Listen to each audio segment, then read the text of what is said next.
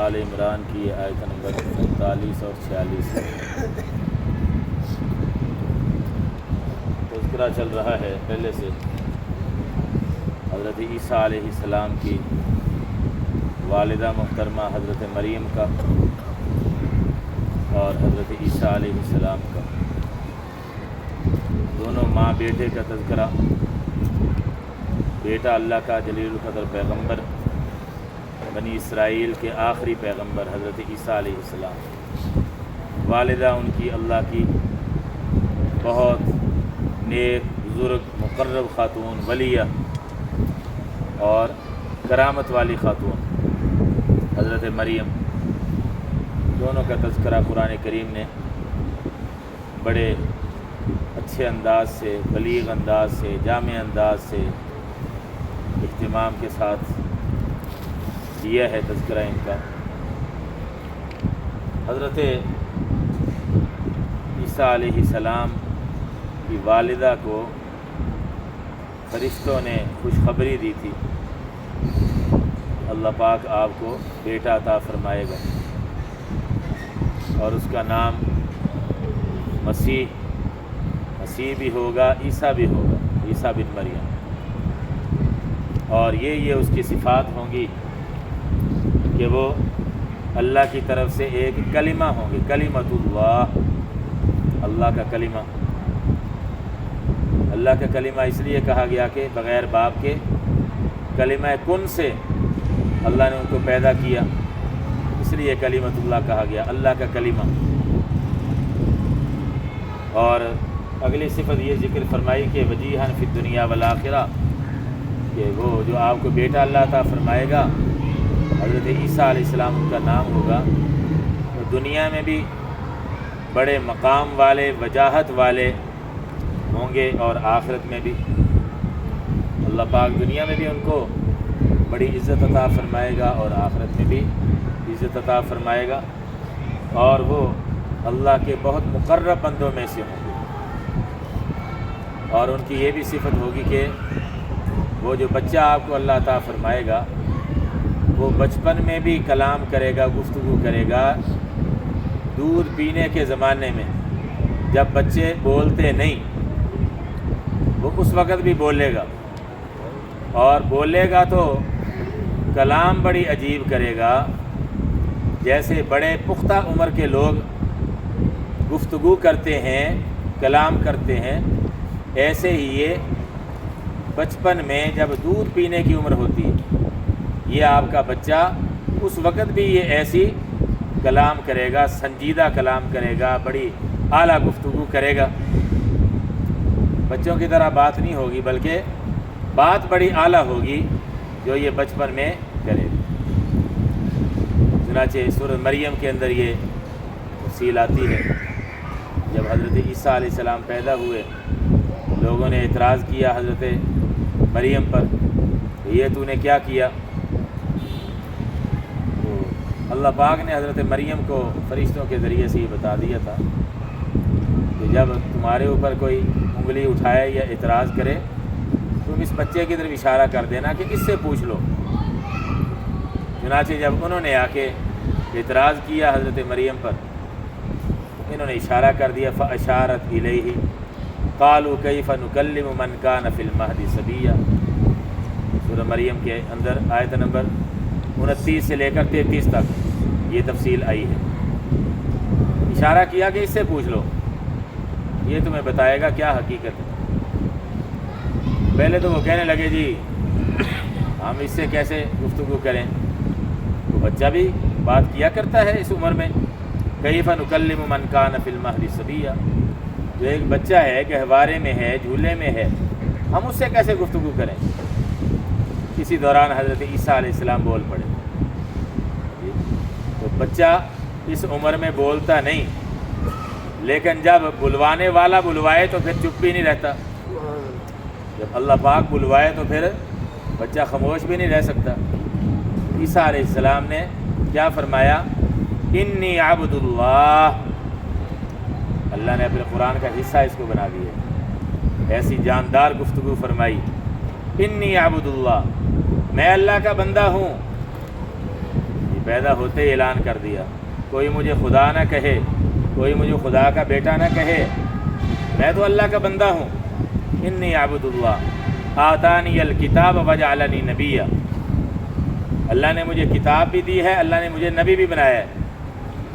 یہ اس وقت کلام کی حضرت عیسیٰ علیہ السلام، اس کی پیشین گوئی بشارت یہ ان آیات میں بیان فرمائی گئی۔ وَيُكَلِّمُ النَّاسَ فِي الْمَهْدِ وَكَهْلًا، تو اس بچپن میں بھی وہ کلام کرے گا اور پختہ عمر میں بھی وہ کلام کرے گا۔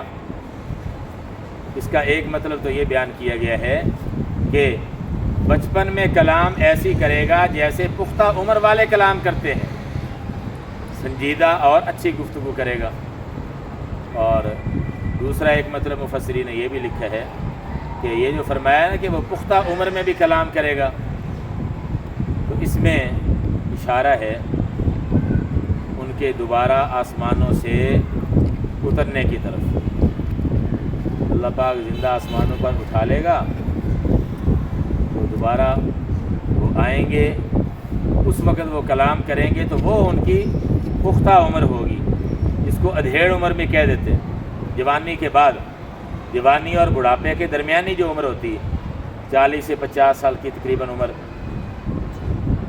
تو یہ ادھیڑ عمر کہلا۔ تو اس میں اشارہ کیا کہ حضرت عیسیٰ علیہ السلام کا یہ معجزہ بھی ظاہر ہوگا کہ وہ پختہ عمر میں کلام کریں گے۔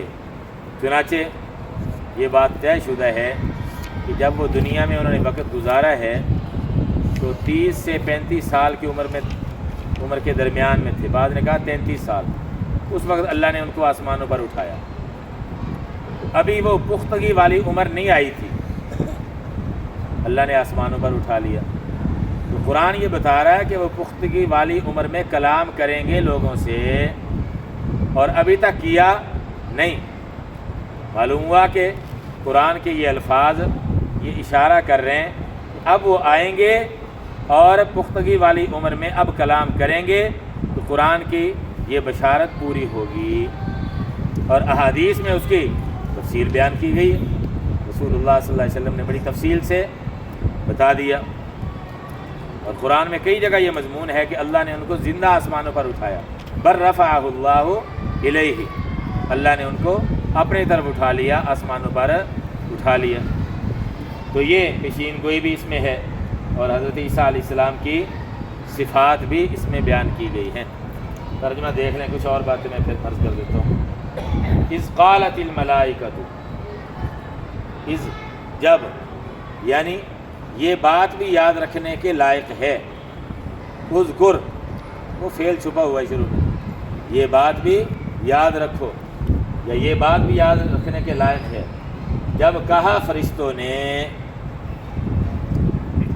سردار تو حضرت جبرائیل علیہ السلام تھے، اور ممکن ہے ساتھ اور بھی فرشتے ہوں، اور یہ بھی لکھا ہے کہ اگر ایک اکیلے جبرائیل علیہ السلام ہو نا، تو یہ جو جمع کا لفظ ہے یہ ان کی عظمت کے لیے آیا ہے کہ وہ ایک فرشتہ گویا کئی فرشتوں کے برابر ہے۔ یہ جمع کا جو لفظ ہے عربی زبان میں، یہ عظمت کے لیے بھی بول دیا جاتا ہے۔ اللہ پاک تو ایک ہے نا، وحدہ لا شریک ہے، لیکن کئی جگہ قرآن کریم میں الفاظ ایسے ہیں جس کا ترجمہ یہ ہے کہ ہم نے یہ کیا۔ اللہ فرما رہا ہے ہم نے یہ کیا، ہم نے یہ کیا، جعلنا، ہم نے بنایا، حالانکہ اللہ تو ایک ہے۔ اس کا جواب بھی مفسرین نے یہی دیا ہے کہ یہ اللہ کی عظمت اور ہیبت اور اس کی قدرت کاملہ کو، اس کی طاقت کو بیان کرنے کے لیے یہ ایسے الفاظ عربی زبان میں استعمال کر لیے جاتے ہیں۔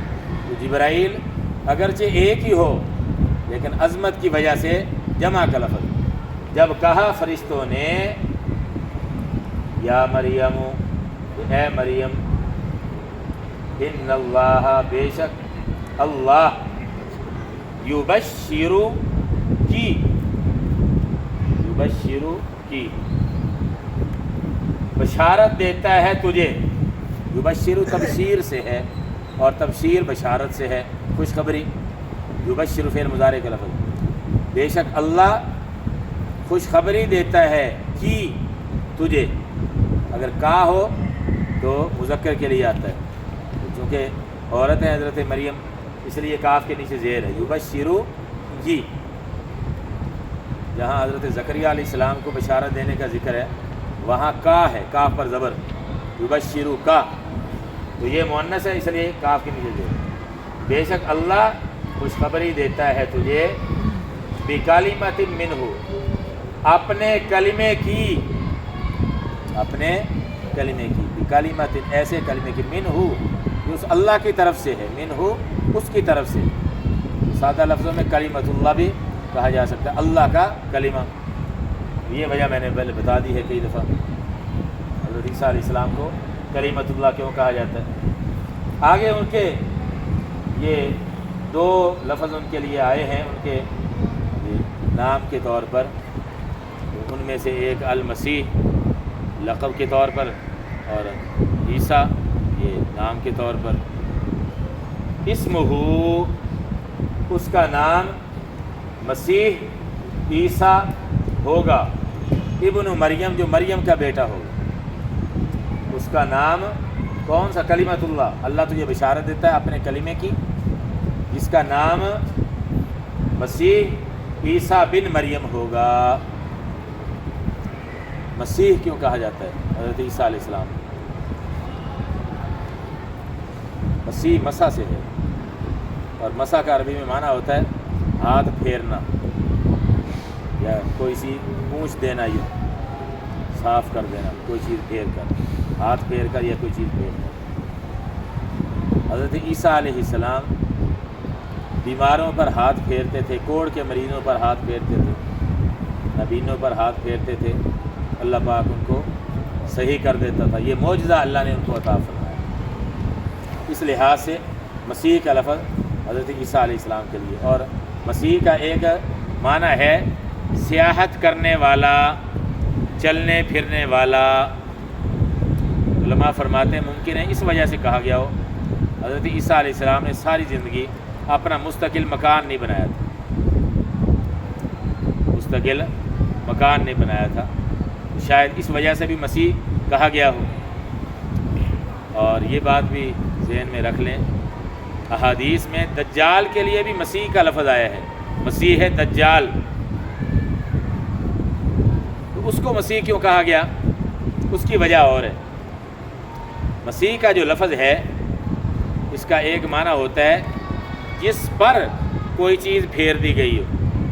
ایک تو مسیح کا معنی ہاتھ پھیرنے والا، اور ایک مسیح کا معنی جس پر کوئی چیز پھیر دی گئی ہو، جس پر ہاتھ پھیر دیا گیا ہو۔ تو دجال کی ایک آنکھ بالکل برابر ہوگی، ایک کھلی ہوئی ہوگی، تو اس لحاظ سے اس کو مسیح کہا گیا، مسیح دجال، کہ گویا اس کے آنکھ پر کوئی چیز پھیر کر اس کو ختم کر دیا گیا۔ جی، تو اس معنی میں دجال کو مسیح کہا گیا ہے، اور حضرت عیسیٰ علیہ السلام کو مسیح اور معنی کے لحاظ سے کہا گیا ہے۔ تو یہ اس لیے جی یہ دونوں میں فرق کرنے کے لیے یوں بھی کہہ دیتے ہیں، حضرت عیسیٰ علیہ السلام کے لیے مسیح ہدایت کا لفظ، اور اس کے لیے مسیح ضلالت، گمراہی والا مسیح، فرق کرنے کے لیے یہ لفظ بھی استعمال کر لیے جاتے ہیں۔ بہرحال یہ الگ الگ دونوں کا مفہوم ہے۔ اچھا جی، بے شک اللہ خوشخبری دیتا ہے تجھے اپنے کلمے کی، جس کا نام ہوگا مسیح عیسیٰ بن مریم۔ عیسیٰ بن مریم تردید کی جا رہی ہے عیسائیوں کی کہ وہ اللہ کے بیٹے نہیں ہیں، وہ تو مریم کے بیٹے ہیں، اللہ کے بیٹے نہیں ہیں، وہ مریم کے بیٹے ہیں، اس لیے ان کو خدا کا بیٹا نہ سمجھو، وہ تو ایک عورت کے انسان کی اولاد ہے۔ وہ وجیہن، وہ بڑی وجاہت والے، باعزت ہوں گے، پھر دنیا میں بھی، والآخرہ، اور آخرت میں بھی۔ دنیا میں کیسے؟ اللہ پاک ان کو نبوت عطا فرمائے گا، معجزات عطا فرمائے گا، جیسے یہ میں نے اشارہ کیا، بیماروں پر، کوڑ کے مریضوں پر، نبینوں پر ہاتھ پھیرتے تھے، صحیح ہو جاتا تھا۔ مردے کو کہتے تھے تم بإذن اللہ، اللہ کے حکم سے کھڑا ہو جا، وہ زندہ ہو جاتا تھا۔ تو یہ معجزہ اللہ نے، یہ کئی معجزے قرآن میں آتے ہیں اور آگے آئے گی انشاءاللہ تفصیل۔